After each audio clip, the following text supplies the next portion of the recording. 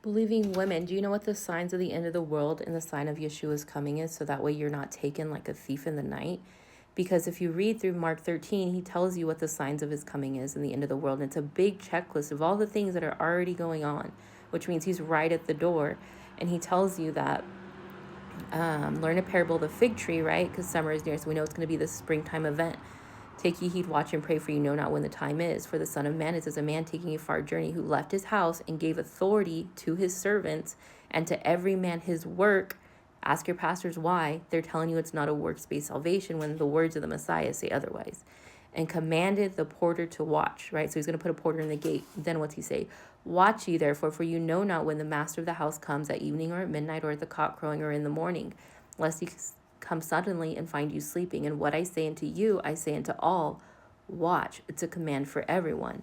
So if you don't know what that means, he's going to come unto you like a thief in the night, because these stars that fall from heaven are Satan and a third of his angels when they get cast down over Mystery Babylon, which is, or the drunkards of Ephraim, same as America. And so that's Revelation 6, 12, and Isaiah 28 and 29. So go read those chapters. But if you go back up to verse 8, it's telling you again, who's going to be telling you again? For nation shall rise against nation, and kingdom against kingdom, and there shall be earthquakes in diverse places. So let's look at these earthquakes in diverse places. So in the Strong's, earthquakes, G54, G4578 is commotion. So that's like another meaning for that word commotion. And we also see in diverse places elsewhere outside the canon.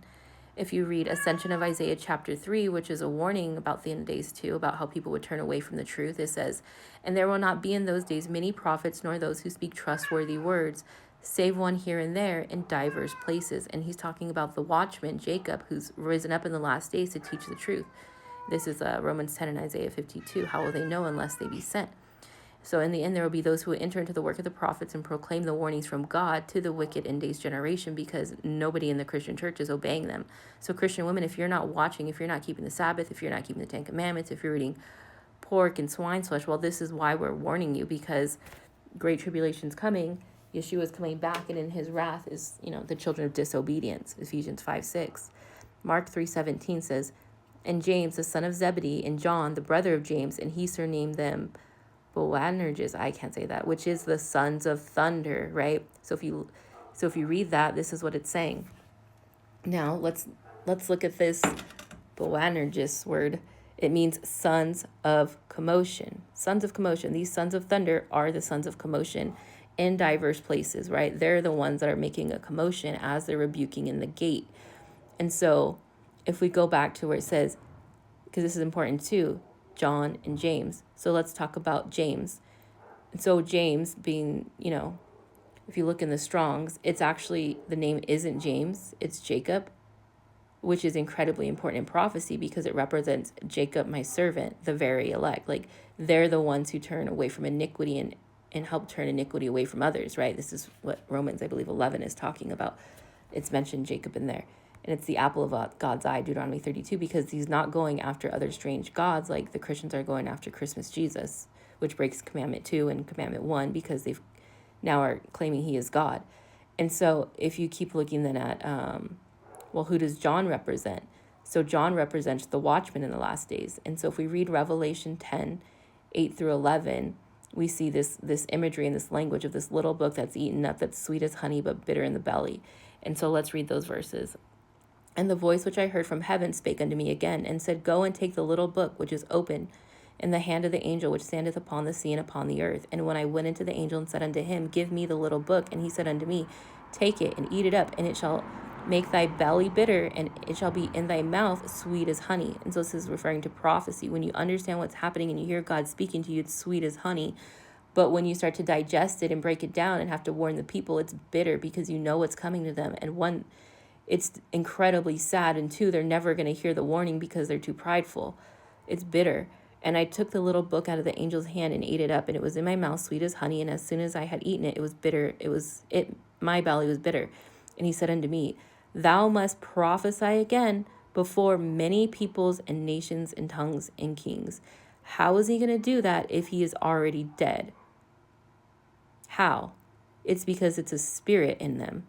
So same spirit, the spirit of truth, that you receive from keeping the 10 commandments. This is John 14:15 and Acts 5:32, right? They receive the Spirit. They come in the spirit of John to fulfill this watchman calling. And so if we go back to the notes, so it says, I, John, took the little book out of the angel's hand and ate it up, and it was in my mouth sweet as honey. And as soon as I had eaten it, my belly was bitter. So he became a watchman. And he said unto me, this is Revelation 10, this is what it's saying, that he must prophesy again. So how does he do this? It's through the watchmen in the last days who have answered the watchman calling and received the same spirit of truth, right? They're going to go and warn the same people, warn the house of Israel, just as he did. So if we read Ezekiel 2:8-10, we see the same language. But thou, son of man, hear what I say unto thee. Be not thou rebellious like thou rebellious house. Open thy mouth and eat that I give thee. And when I looked, behold, a hand was sent unto me, and lo, a roll of a book was therein. And he spread it before me, and it was written within and without. And therein was written lamentations, mourning, and woe. Because it's a destruction coming on to the end days generation and the entire world, basically, apart from the very elect. And that's terrifying if you love other people, right? Because why would you want the entire world to be destroyed? But it's through their disobedience, yet claiming God. If we read Ezekiel 3:4, moreover, he said unto me, Son of man, eat that thou findest, eat this roll, and go speak unto the house of Israel. So I opened my mouth, and caused me to eat that roll. And he said unto me, Son of man, cause thy belly to eat, and fill thy bowels with this roll that I give thee. Then did I eat, and it was in my mouth as honey for sweetness. And he said unto me, Son of man, go get thee into the house of Israel, and speak my words unto them. So that's what the watchmen are doing in the last days. They are these earthquakes in diverse places, these sons of commotion in diverse places here and there, scattered abroad to the four corners of the earth, because the house of Israel, which was the northern kingdom, they were divorced from God. You could read that in 2 Kings 17, because they did what he told them not to do. They learned the ways of the heathen, right? They worshipped him on the winter and spring equinox, winter solstice and spring equinox, which is your Christmas and Easter now. They're doing the exact same things. Jeremiah 10, he tells you not to do that, but Jacob isn't going to be like them, right?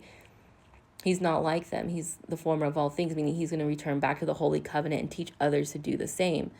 And so they are the earthquakes in diverse places, these sons of thunder, commotion. So when you hear the watchman warning and you're like, oh, they're too loud, they're too prideful, they speak too mean, they speak too harshly, well, you're about to be destroyed. And just like every other time God was about to destroy this place, he sent people to warn you, and he's about to destroy the whole world. So now he's got watchmen all over the world warning you.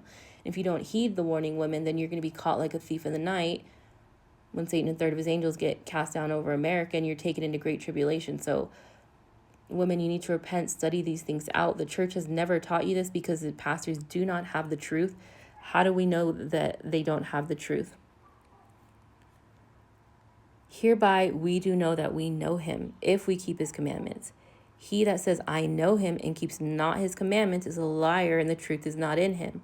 Why are your pastors saying that all the law was nailed to the cross? Right? How can it be nailed to the cross if sin still exists? Whosoever committed sin transgresses also the law, for sin is transgression of the law. That's the transgression that they're in.